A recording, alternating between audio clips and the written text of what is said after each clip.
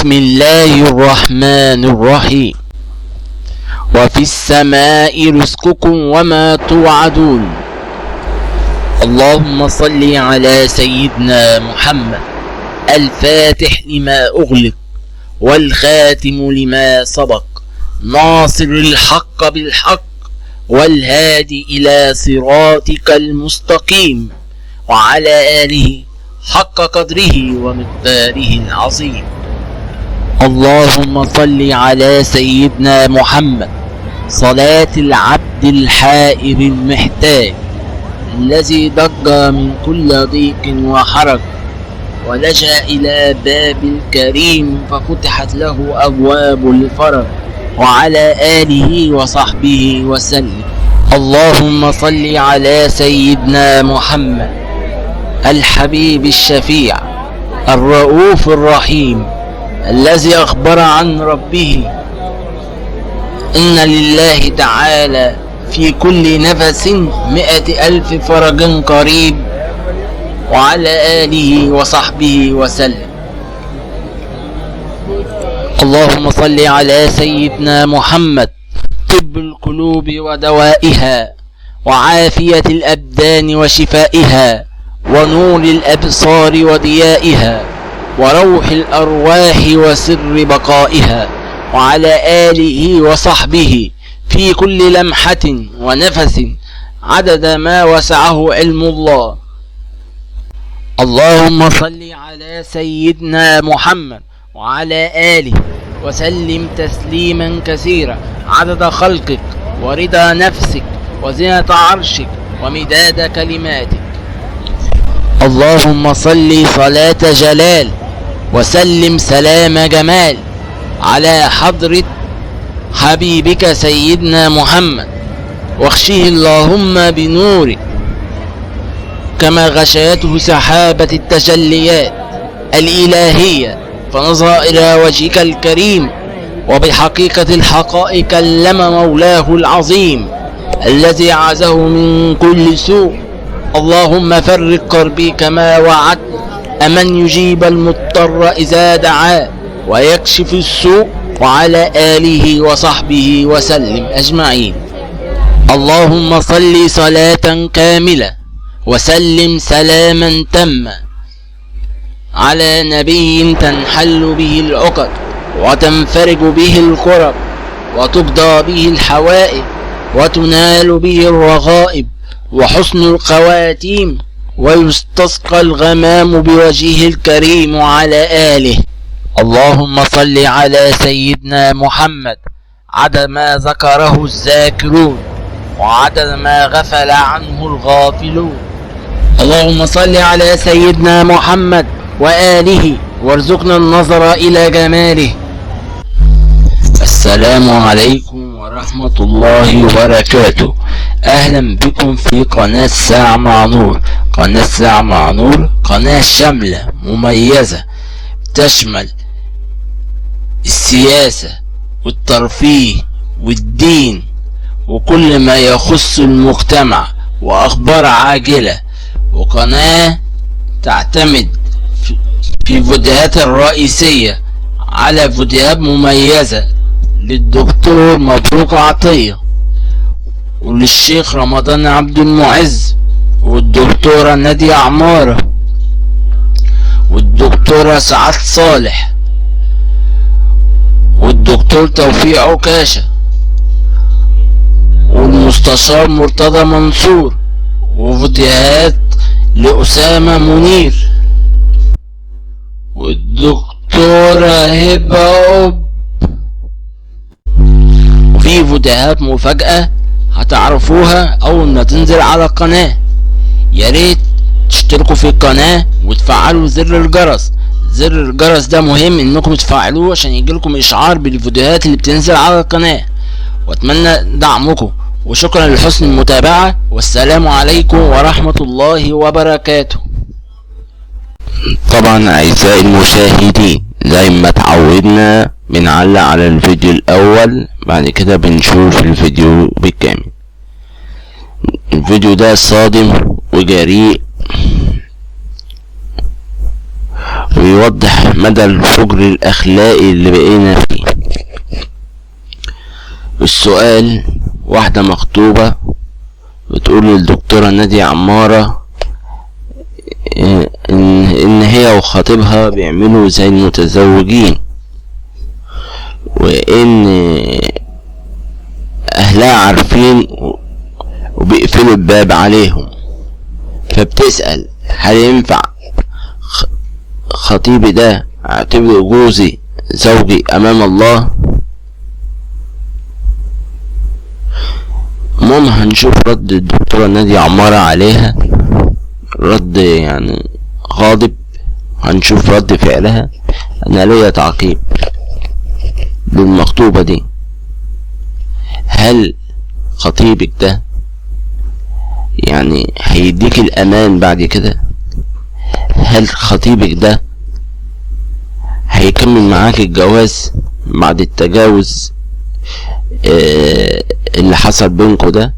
وبتقول انتوا متدينين انتوا الاتنين، فين التدين ده من تصرفاتكم؟ يعني خطيبك ده هل يعني هيكمل ويتجوزك، ولا هيشك فيك ويقولك انت كنت بتعملي معايا كذا وكذا وكذا، ايه ضمني بعد ما نتجوز تروحي لحد غيري، او عملتي قبل كده مع غيري؟ ثانيا الأهل، يعني طب الراجل اللي هو خاطب بنتكوا ده هيحترمكوا ازاي وهو عارف انكوا عارفين انهم بيعملوا الأخطاء الجسيمة دي؟ يعني الأهل هيبتهم اعتقد راحت قدام خطيب بنتهم، ان الأهل عارفين كذا كذا. ده احنا حتى في كتب الكتاب برضه بناخد حذرنا ان ميحصلش دخول الا في ليلة الدخلة عشان الاعراف والتقاليد. ما بالك اتنين مخطوبين سايب يعني الاهل سايبين الخطيب وبنتهم يعملوا حاجات زي المتزوجين، وفي الاخر انتوا اللي هتندموا وبنتكم هتندم. شوف رد الفعل الدكتورة نادية عمارة، ومتنسوش تشتركوا في القناة وتفعلوا زر الجرس عشان يصلكوا فيديوهاتنا أول بأول. والسلام عليكم ورحمة الله وبركاته. وهي يعني بدون ذكر اسمها، هي بتقول انها مخطوبة لجارها وبتعرفه من زمان وعن حب وكل شيء، وتمت الخطبة وبعدين جاء الوالد أجل مسألة الزواج ل2 قدام. وبتقول هم عارفين، بتقول احنا الاتنين بنصلي وبنعرف ربنا في امور الدنيا، بس غصب عننا بنتجاوز في بعض الامر بينا، ومع مرور الوقت بقى يزيد ذلك الامر.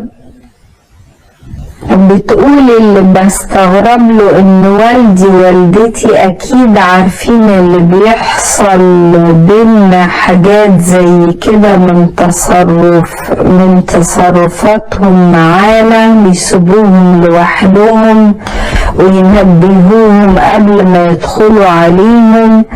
ده يعني تلخيص للكلام اللي هي كاتباه. بتقول ان انا حاولت كتير ابعد عن هذه الامور بس بضعف، وانا خايفة من غضب ربنا سبحانه وتعالى، ولكن انا نفسي ضعيفة. وبتقول هل يجوز اني اعتبره زوجي امام الله وهو كذلك، وليس مبرر لما سيحدث من تجاوزات أخرى، ولكن هذه التجاوزات تشعرني بالأرق والضعف والذل والبكاء دائما، ولا أجد حلا، وأهل مش بيساعدوني أبدا مع إني اتكلمت معاهم واتجرأت إلى هذا الحد، ولكن لا يوجد حل، وكأن والدي يعاند معي. هو بعيد عن الله كل البعد ولا يهم رضا الله، وإني يسترني ويبعدني عن المعاصي. لا يجوز ما تصنعين، ومنفعش أبدا الكلام اللي انتي بتقوليه ده يا صاحبة السؤال. بنتنا ال 22 سنة بتقول أنا أعتبره زوجي أمام ربنا. إزاي يعني؟ يعني انت 22 سنة أكيد يعني حد متعلم وفاهم إنه لابد أن يجمعك بيه عقد. فين العقد الذي يجمعك بهذا الخاطب؟ ولا يعنيني تصرف ان والدي بعيد عن ربنا ومش يعني هو بعيد عن ربنا. انا انسان عاقلة كبيرة مكلفة، عندي عقل افكر بيه. افرض ان انا شايفة ان والدي بيزج بي الى الخطأ والى العصيان وإلى مثل هذه الكبائر التي قال الله في حقها ولا تقربوا الزنا. دي مقدمات الزنا. انت بتنبهتي في السؤال وانت بتطرحيه انه ما تمش حاجة كبيرة، ولكن دي حاجات هتؤدي الى الوقوع فيما هو اكبر. ومنستقلش بذلك لان الله حذر من القرب مش من الفعل نفسه. ده معناه انه ذلك يدخل الى ذلك بلا محالة.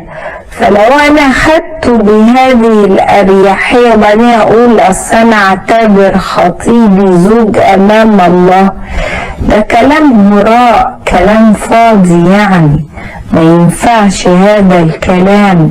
يظل الخاطب مع مخطوبته رجل اجنبي عنه. يعني ايه لفظة اجنبي؟ اجنبي يعني زي الحد الغريب، ما هو الزوج لا يطلع على عوراتك، لا يستأنس بكلام مبالغ فيه في المشاعر والعواطف، لا يختلي بيكي، لا يمارس اي شيء معاكي. فاحنا مش هنقلب ده. حتى احنا بنقول للي مكتوب كتابها احذري، لان احنا في عرف سائد على الاقل في بيئتنا المصرية انه المكتوب كتابها لا يدخل. المكتوب كتابها بيشترطوا انها يعني في حكم الخاطب مع خاطب، بمعنى انه ما يكونش فيه ممارسات ما بينهم برغم انها زوجته. لكن احنا في العرف هذا شرط معروف ومعلوم، لانه احيانا يجي يطلق ويمشي ويكون بقى كل شيء تم فيما بينهم، فبيقول لهم لا احذروا، لان المعروف عرفا كالمشروط شرطا. وانه ما عليه البيئة المصرية من تصرفات الناس في مثل هذه الامور تقتضي الحذر من الفتيات. وكم لا يحصى من المشاكل اللي حدثت رغم انه في اصله حلال، لكن احنا اشترطنا شيء في مجتمعنا وقبلناه.